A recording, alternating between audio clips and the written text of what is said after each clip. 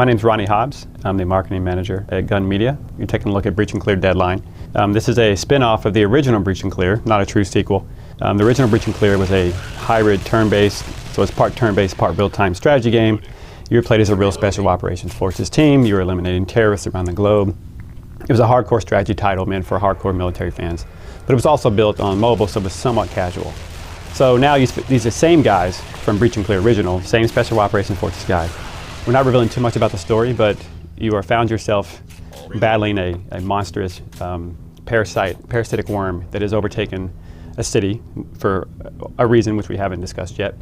So here you are, just in an overview, one of our hubs, which is really just a zone of Arbor City, which is very much like Boston. So you're here watching at street level, and what he's doing now is very reminiscent of what you can do in the original Breach and Clear, which is he's in command mode right now. So at any point in the game, you can tap L bumper and it'll bring up command mode. And based on what you've unlocked and what class your character is, you now have abilities that you can use freely. So at that time, he just simply ordered his guys to just spread out and do a flanking maneuver there. Here, as you can see, he stumbled upon a horde, and it looks pretty vicious, and we have some blackness back there, so you can't really tell what he's in store for, but he's sending one guy to lay a mine right here in this funnel position while he sends the rest guys to cover, which was a huge part of the original Breach and Clear. So that's just going to play out here for a second. Right now, time is almost stopped. It's very, very slowly moving right now, so you're pretty safe. Believe it or not, our fans were constantly asking for zombies, and you wouldn't think that they would, but apparently people don't get tired of zombies.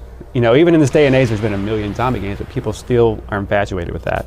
So ours are actually monsters as opposed to zombies, because we did a lot of research on. We saw a video of a parasitic worm that, I'm sure you may have seen this video, I don't know, it overtakes this praying mantis. It's the scariest thing we've ever seen, literally, because it really exists. We have two options. We have normal mode, which is no permadeath, then we have a permadeath mode. So in permadeath mode, if you level your guy to level 25 and he's named after your best friend and he dies, he's gone. You have to find a survivor, which we'll talk about here in a few minutes, to replace your team.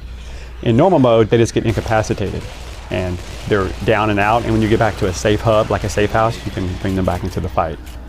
So we wanted to provide that super hardcore option for permadeath if you wanted. Right now he's picking up ammo, and if you notice he stumbled in off the street, it was pure blackness. He couldn't really tell what was inside the building until he got in here. Sometimes that will get you in trouble if you start exploring places maybe you shouldn't be, or you're not leveled up enough. So if you notice here, here's another aspect of the original Breach and Clear. He's going to put a breaching charge on that door. Now what happens is, that's super noisy. So he could have potentially alerted all the zombies in the area to this explosion. So what he's going to do now, which is another cool part of command mode, is he's going to split the team up. He's going to send two guys in here to explore potential loot items in here, while he sends two guys back to the first room to guard the doorway. So once again, this is very, very reminiscent of the original Breach and Clear, a high-level strategy thing that you would do if you were in the special operations, but it just makes sense in this game as well. You know, it's something you would really do in real life if this had happened. You would want to be very careful about what you're doing. So the horde's rushing in. You can, on the fly, just with the D-pad, change characters. You can become any one of the four characters, and you can control them instantly. So if you don't feel the computer or the AI is doing what you want them to do, you just switch over. And each of the four guys is a different class. So those are classes that you'll create, and then you'll unlock abilities because they all have their own skill tree. So if there's like a breacher, there's a scout, there's a medic, there's a fire team leader, all those have their own options. He found a loot. So these are four weapons that we're not going to show you the menu yet today. You'll be able to, those will be random loot, like M4s or other weapons that are potentially stronger than what you have, very Borderlands-esque. So, but what's cool is though we still kept the Breach and Clear name pretty good, that when all these weapons are authentic.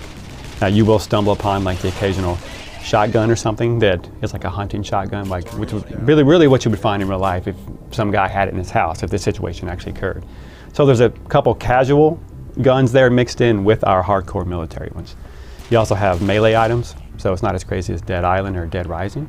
So it's not like a chainsaw and a paddle, but yet it's more, you know, machetes and axes that you would find laying around. That helps you take the stealth approach. We had talked about command mode being very available all the time and only available sometimes. But right now we're right in the middle. We're trying to balance that gameplay wise. What feels, because right now having it at your disposal all the time really actually makes it more strategic, because you can always do something, whereas if you waste it, you know, you can't do it again. So If you notice right now, he's fighting against humans. These can be anyone who happen to, think the role's ending, which it is. So they grab arms and they set up their own little area here, and they're fighting you, and they don't know who you are. They don't know you're the good guys. So not only are you going to run up on monsters who have different levels of, they evolve basically. You're also battling humans, which is very reminiscent of the original Breach and Clear. So there's a lot of strategy here. So what he did earlier, he used suppression, which is an ability he unlocked on his command wheel.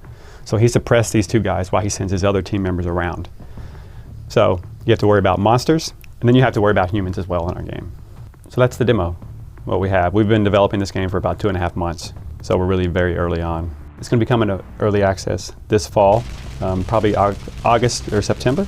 We plan on having a lot of the basic framework there. So a lot of the zones that we're going to have in the final game will be available there, a lot of the classes and a lot of the loot system and the procedural dungeons. And most of the game will be finished, so we're going to use the community to input their ideas and see if we can actually put them inside the game. And the final release date will be determined by how much content we put in early access. So if the community has all these great ideas and everyone loves it, then we have no hard deadline for getting this game out, no pun intended.